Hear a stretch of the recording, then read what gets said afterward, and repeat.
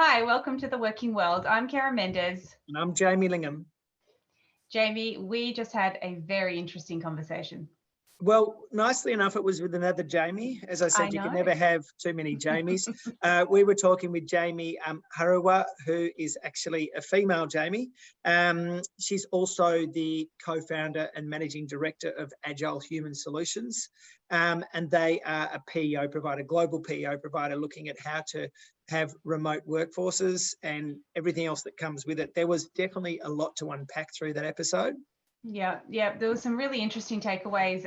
She touched on a few statistics, particularly that piece she mentioned around some results recently had shown 61% of, remote working had provided 61% of unrepresented groups access to greater opportunities via remote work. And then I guess all the opportunities for organizations that come with having remote work or remote talent, such as cost savings and that diversity inclusion piece. And of course, the access to specialized talent, of course, is making me choke. Yeah. No, that's all right. Without giving away the show, I think my strongest takeaway on this, it just starts at the onboarding. You get the onboarding right. Yeah, you've laid the foundation of a successful future for not only the attraction, but also the retention of your workers. Without further ado, Karen, I will let you jump into it and enjoy. Hi, Jamie. Welcome to the Working World. It's lovely to see you. How are you? I'm very well, thank you. And thanks for having me. Pleasure. We're looking forward to getting your insights on the next wave of remote working. I think a lot of organizations, and I know our dear co-host Jamie Lingham is struggling with the same thing around managing remote working and the challenges that brings for organizations and people joining organizations remotely. So I thought I would just jump straight into the questions, if that's okay with you. And I know that, you've got a lot of experience in this space, but what are you seeing when it comes to, I guess, the key drivers for organizations when they're looking offshore for remote talent? And how are these trends shaping the future of work in your view? Mm-hmm. I think what we're seeing mainly, especially now with the economic, changes in the world and particular territories, companies are really going after cost savings. It's no secret that there's been a huge flux of layoffs in the big tech world. So where companies are really looking to outsource or go offshore is primarily for those cost savings. With cost savings, they get access to specialized skill sets at a lower cost base. So a developer in the US who's probably on 300K, you can get in lower cost countries, even Europe, for a quarter of their salary. So I think that's been one of the biggest drivers that we'll see this year, or two of the biggest drivers we'll see this year, but also increased in flexibility. So remote work arrangements are helping provide organizations with access to more talent as well. It's become a benefit to a lot of companies. They also want to attract the younger generation, and Gen Z is really putting on their requirements when it comes to flexible work. Then there's the diversity and inclusion part. So if you're offshoring to different talent pools, it increases all the organizations' access to diversity and inclusion to include it into their global workforce. I think it was EY that did a study across 16 countries that revealed that seeing the advantage of talent moves within the equality, diversity, inclusion goals, I think the stat was around 60 to 61%, saying that it was creating better opportunities for underrepresented groups. And then you see countries like Germany, who last year implemented a diversity inclusion as part of businesses' strategic goals that's set out from the government. So if Germany is not bringing in a lot of nationalities to the countries, businesses would have to go and look offshore to hit even that number for the holding company. And then globalization, so how companies can expand globally is with that access to remote workers. So yeah, I think those are the biggest trends that are shaping the future of work. I mean, Jamie, welcome to the show. It's always good to have two Jamies on the show. Finally, we've outnumbered you, Keryn. Now, it's interesting to me. I think this, whole thing about laying off staff and accessing overseas workers who aren't as expensive. Do you think that, I mean, COVID's been highly beneficial, obviously, with the technology and what we can do. Do you think companies are looking at this as an opportunity to actually shed staff and cut costs rather than just a practical reality? Yes, definitely. I think it's no secret that when the economy goes into a downturn, the first thing that seems to happen is companies cut staff and cut headcount. So I think we went through this back in 2009, and we're going through it again this year. It is a way to cut staff, but I think then it is also a way to like change their workforce strategy as well to a more globalized workforce strategy. Yeah, I mean, there's obviously some key benefits and challenges that come with engaging remote talent and then, opting for that overseas talent rather than local talent. But I guess how do companies ensure that they strike that right balance between that cost savings that you were just talking about and quality of work? So this one, I would say, starts from the hiring process. Being a remote company, making sure that you're hiring the right staff and really having that well thought out interview process from the beginning is going to help with the cost savings, because if you invest in the right people, the right technology and tools, like that's even before going and setting out clear goals and expectations or building a strong company or culture. If you have the offset of your recruitment process nailed down, then I think you can also help balance out that, reducing costs, but getting a good quality talent pool within your organization. So I think that's certainly, when speaking to other remote first founders while they're building out their teams, the hiring process was one of the key elements of building that successful team at a very good cost base. So one of my favorite sayings is culture eats strategy for breakfast.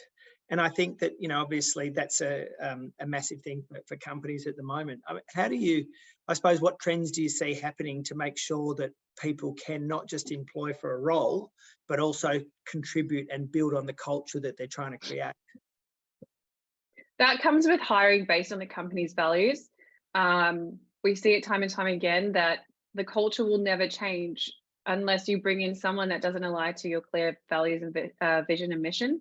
So most startups, most companies that are hiring remote first are hiring towards their values. Does this person, personality-wise, are they going to fit in with the work ethic of the company? These are key things to look for within that hiring process. If you're hiring someone that doesn't work with the same values, then the culture is going to change along the way.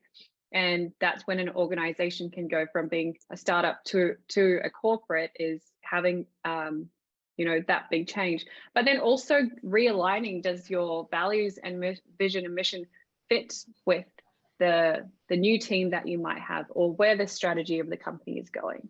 I think that's really important to keep aligning yourself as your business grows. I'm just sort of also thinking about the day-to-day sort of activities, because obviously coming through a screen, it is difficult. And a lot of those conversations, I know there's a number of companies who are saying, okay, everyone return back to 5 days a week, which, I think it was JP Morgan made all their executives come back, which I think 5 days is too much. But obviously there seems to be what my understanding is, and you obviously know this a lot better than me, it seems that there's companies trying to get people back in for that culture piece on its own. So I just wonder how you manage the day-to-day cultural stuff with the remote workforce. I think with huge organizations, they had a big shift, right, from going in the office to then working remotely and then not knowing what to do and then back to a hybrid model. So a lot of them didn't, I think, after the pandemic, weren't sure what to do. So that day-to-day piece is, I mean, you have to go right down to the team, like how the team is working, either remote or hybrid or back in the office, and the person that's leading it. Because what I've noticed on a day-to-day basis, particularly with our team, is if you set those clear expectations and goals, you're over communicating every day, like using the right collaboration tools, not every single tool on the market, you don't need it, but having the right ones that fit your team and you know, where your business is trying to go. That certainly helped us on a day-to-day. Yeah, and then I guess if we, you stop and think about the countries or the communities that we're reaching into to access this remote talent, how does the engagement of remote talent impact the local economies that we're considering for those specialized skills you spoke about earlier, and the communities that globally that they reside in? And I guess what steps can organizations take to ensure that they remain socially responsible? Oh yeah, this is a growing topic of conversation because so I'm just going to pivot for a little bit, but I guess the rise of digital nomads, remote workers that are constantly traveling and going into all these different economies, there's benefits and then there's probably a negative effect on the economies as well. So from a negative, it can increase the cost of living in a particularly like lower cost of living place. Take Lisbon, for example. The last 3 years, we've had an influx of remote workers, digital nomads. And in the last 1 year, I've seen the price of housing rise like double. Now restaurants and cafes are almost as expensive as being in London or Paris. Whereas, Portuguese people don't make as much as the remote workers or the digital nomads that are actually coming here to drive up those prices. So that would have more of a negative effect. But then there's the positive effect where maybe there is more of an even distribution of economic activity across the predominantly lower cost countries. But there is also global mobility that is a key driver of the economic growth in these countries. So by enabling different companies to expand into new markets, access the talent pools and develop networks of suppliers and different customers, that in turn will create new job opportunities. Hopefully that would help with the rise of the economic growth or rising prices in these countries.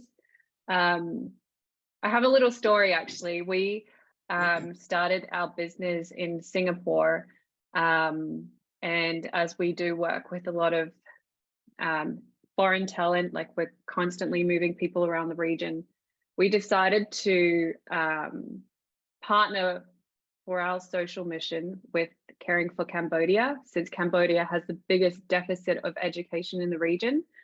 And this is the reason why we chose it, because we were essentially putting in foreign talent to upskill local workers in high growth economies and emerging markets within the APAC region. But Cambodia is always going to be that shortfall because they don't have that incoming talent to upskill the next generation. So for being socially responsible, we really wanted to have that as our core social mission. And I think companies can also look at the markets that they could be impacting and really drive their social missions towards that, to be a bit more responsible in terms of, not increasing prices so much, and looking at the local communities. You know, it's interesting. It's a topic near and dear to my heart, obviously being in the immigration space. Now there's 54 countries with digital nomad visas. And I don't know if I'm naive, but I sort of always imagine the digital nomads are these, you know, sort of independent contractors who go around and then might, you know, do the work on their own time. Are you seeing that companies, you know, sort of bigger organizations are actually engaging more digital nomads? Is this a sort of, you know, someone who is actually an employee of an organization who's taking these visas up, or are you still seeing it's the sort of independent contractors, or are you seeing that at all? So interestingly, there's a difference between a remote worker and a digital nomad. Digital nomads are usually on the independent contractor scheme because you know, they have to be responsible for paying their own taxes. Organizations will avoid those types of people as employees because what I've seen is organizations actually implement a 30, 60 or 90-day rule within the business that you can remote work from anywhere that has an entity, so it doesn't impact the organization tax-wise. And so that would apply to remote workers. So digital nomads on the other side is more of your independent contractors. Right. I just can imagine being a younger sort of person. I'd love to be, you know, traveling around the world. It'd be amazing. You know, you just get up through the middle of the night and off you go to your next place. Yeah, exactly. The life of Riley. Oh, the ultimate working holiday, isn't it? Yeah. Right. Exactly. What I guess are some of the best practices for those that are, you know, either entertaining or finding themselves managing a kind of global and digital workplace? You know, what do they need to think about and consider? And I guess some of the pieces that come to mind are the onboarding, the communication, the culture, the compliance, and I guess how are companies, how do people and leading these teams ensure that the teams are remain engaged and productive ultimately? Yeah, great question. I think we all know it starts from the onboarding. So making sure that it's structured, that expectations are set from the beginning, they have everything they need, setting out when your regular check-ins are going to be and how the person is going to be supported. I think from the onboarding, you also, you know, you start the engagement process of the remote worker, but then you also, it could lead into retention as well. So if they have a great onboarding experience throughout the employee life cycle, it goes through to the retention. So we can play the long game, hopefully, with the remote workers. Communication must be super clear.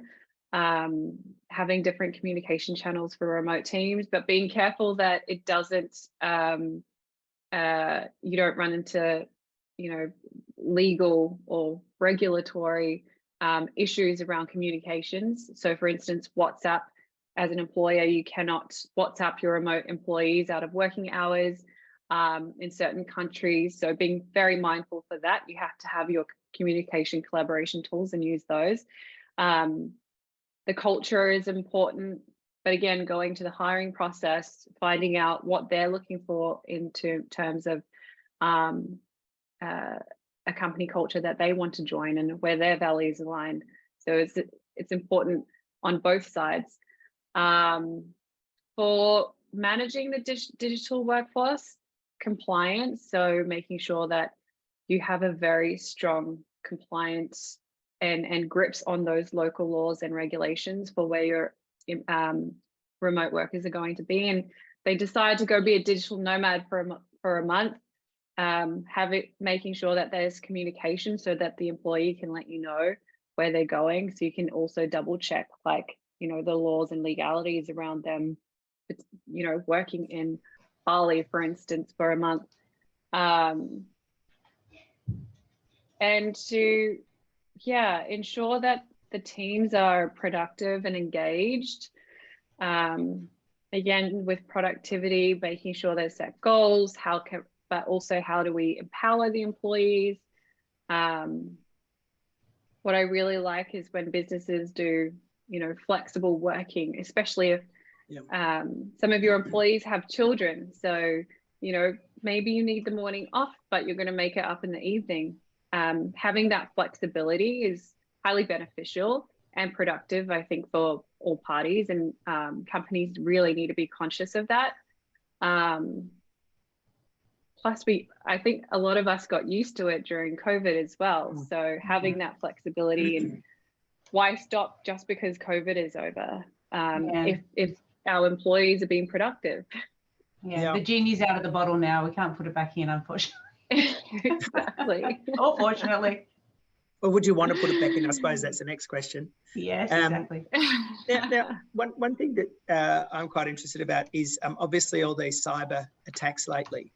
There's a lot of security issues. And so how are you seeing that companies are managing, the security, the data integrity, everything else that comes with, taking your laptop to another country who may not have the same sort of protocols or feel as safe as where you'd be in, sort of Australia, for example, or for anywhere else? I mean, look, obviously, you can be compromised anywhere, but I just wonder what you're seeing, what trends you're seeing with companies and how they're addressing this. I think this has been not just a recent issue, it's been going for quite a while. Yeah. So not going to name countries, but I've seen companies give laptops that are filled with zero data and zero access if they're going into a particular country, so that it cannot be cyber attacked. As my cybersecurity would say, making sure that that you do have these tools already downloaded on remote workers' laptops. So what we do is, before we distribute any equipment, we ensure that we have the appropriate encryptions and firewalls on the laptops before the employee receives it, just to safeguard the data for the business, but also the employee. These cyber attacks have been not just going after like companies, they're going after personal data, and it's getting a lot more intelligent now. So, but you can see cybersecurity companies are already have a way forward. So investing in that, I think, is key. Yeah, that's good advice. You touched on something really interesting before around, you've referenced using WhatsApp and limitations around that particular, as an example, that particular platform when engaging with remote talent. It piqued my interest around that and to expand on that further. I mean, how do companies, I guess, ensure that they're complying with the legal requirements of the location the individual's working in, not necessarily where they're based, but where the individual's working in? And I guess, is there some key risks and considerations that you could kind of leave with us today that we could give them as food for thought when they're thinking about or engaging with remote talent?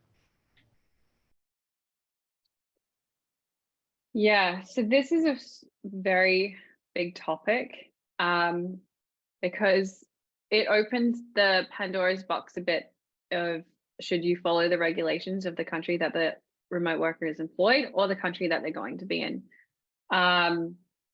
And after hearing from a few different remote employment lawyers, it can be a very blurred line.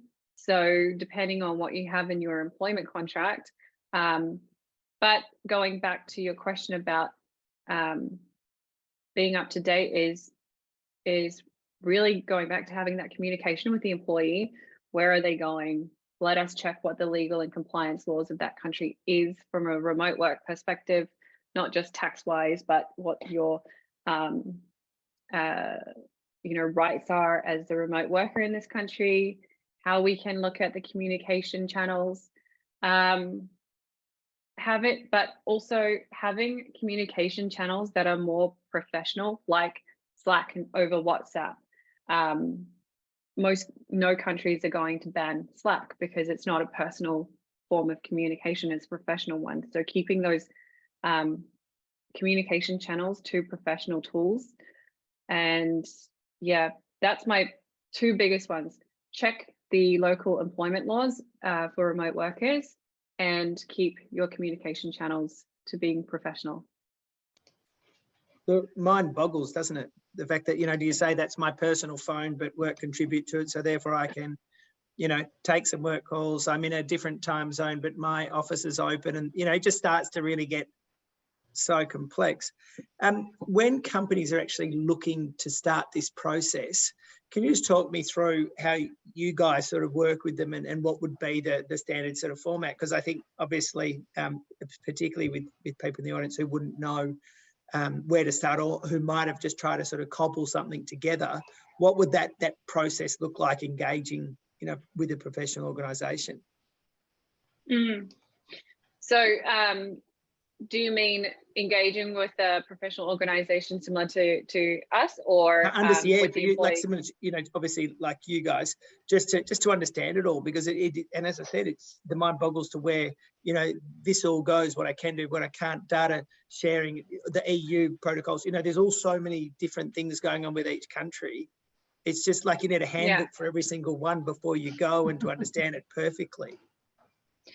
Well, exactly. I mean, that's the core of our business, is to, you know, we open our entities. We are really set up to facilitate all of this on behalf of companies, so that they don't have to worry, and to, you know, inform them of these different policies and procedures that they need to follow.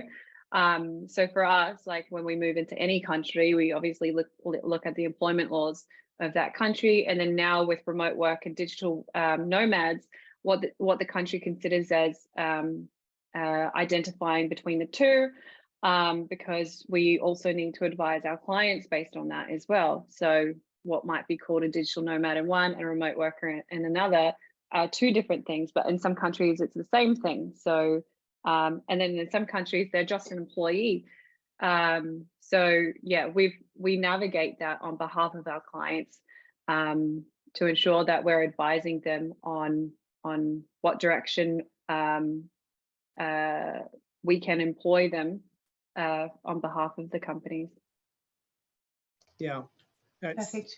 Yeah, I think it's demystification more than anything else. You're right, Jamie. There's lots of tentacles to it all, and you know better than anybody else working in the immigration space what that looks like too. Absolutely. Jamie, thank you so much for your time today.